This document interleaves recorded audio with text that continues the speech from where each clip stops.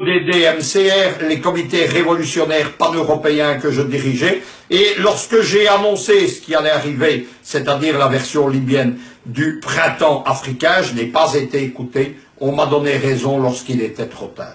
Aussi, lorsque je vois le gouvernement camerounais et le ministre de l'Information, en particulier Chiroma, qui reprend quasiment dans les termes que j'ai utilisés dans plusieurs enquêtes au cours des années 2015 et 2016, l'identification des origines et des acteurs de la déstabilisation du Cameroun, je suis content. Je suis content parce que j'ai l'impression là que je me suis mobilisé, que je n'ai pas travaillé pour rien. Et je suis content parce que c'est aussi le travail d'Afrique Média, le travail des débats, le travail des nombreux panélistes qui ont suivi dans cette affaire, en particulier ceux qui défendent leur pays, le Cameroun.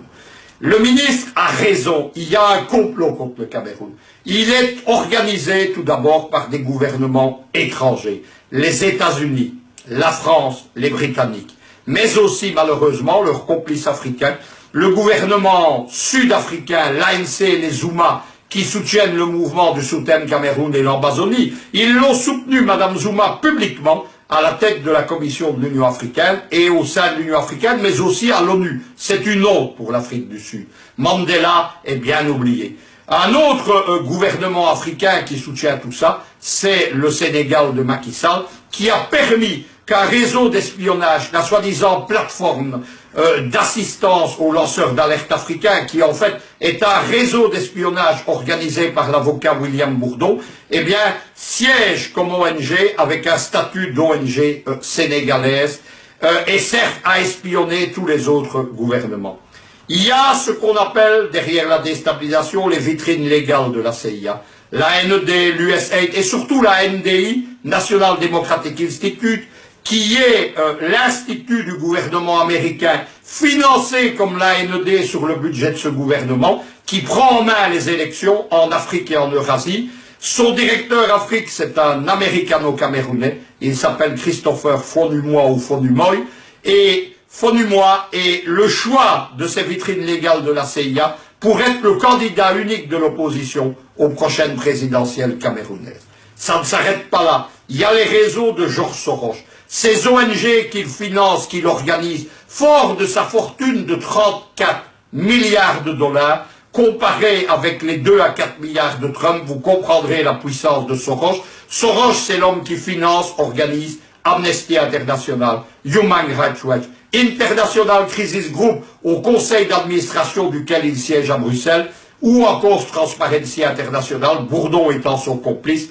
Les avocats de la Guinée équatoriale au procès de Paris l'ont démontré, preuve à l'appui. Il y a tous ces rapports bidons que produisent les ONG. Il y a, enfin, il faut dire les choses franchement comme elles sont, il y a des complices au Cameroun de tout cela. Il y a un ensemble d'ONG qui, sous prétexte de défense des droits de l'homme, sert de caisse de résonance au Cameroun, au réseau de George Soros et aux actions du gouvernement, notamment américain, et qui sert aussi à l'étranger de porte-voix pour créer une fausse situation de crise au Cameroun. On vient de le voir après les rapports d'Amnesty International, de Freedom House, qui est la version britannique des vitrines légales de la CIA. Ce sont les vitrines légales du MI6 et du MI5. Il y a déjà eu un rapport de l'ICG, il y a le nouveau rapport de l'ICG qui annonce un soulèvement armé en Ambazonie, qui présente de soi-disant forces paramilitaires de ce qu'ils appellent la sécession, les soi-disant Ambas Force, avec des photos chocs de militaires en uniforme qui ont tous le type des Noirs américains et qui se répandent sur le net. Le but de l'International Crisis Group, il est simple, c'est pas du tout d'annoncer une crise, c'est au contraire de la préparer et de permettre l'intervention étrangère sous prétexte de dénoncer un problème local. Le Cameroun sait, et le ministre Chiroma l'a très bien compris ce qui va arriver. Il va arriver évidemment qu'on va lancer un mouvement terroriste, non plus celui de Boko Haram qui frappe les frontières du Nord, mais un mouvement terroriste au sein même du Southern Cameroun.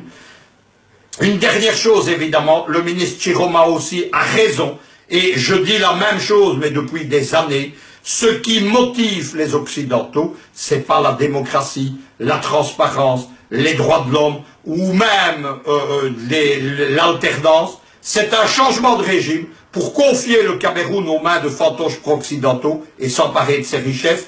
Il y a le pétrole, il y a les mines de bauxite, que le super spéculateur dans les mines, qui a un empire minier en Afrique, au Niger notamment, mais aussi en Amérique latine, en Argentine et au Chili, convoite. Il y a enfin des pays comme le Nigeria qui n'ont pas digéré le retour au Cameroun de la péninsule de Bakassi, où l'on espère des grands gisements maritimes en large du plateau continental précisément de Bakassi, des gisements de pétrole et de gaz. Tout ceci explique pourquoi les vautours planent aujourd'hui au-dessus du Cameroun. Camerounais, ouvrez les yeux, ne vous laissez pas avoir, ne plongez pas votre pays dans la guerre civile, comme le sont tant d'autres pays déstabilisés, le Mali, la Centrafrique, la pauvre Libye, mais aussi en ce moment un autre pays, par exemple, qui est en train de plonger tout droit dans l'éclatement, l'implosion et la guerre civile, le Togo. Camerounais, ouvrez les yeux. Vous savez ce que vous perdez, vous ne savez pas ce que vous gagnez. Mon expérience peut vous le dire, vous gagnerez uniquement la misère, le malheur, la guerre civile et l'éclatement de votre patrie.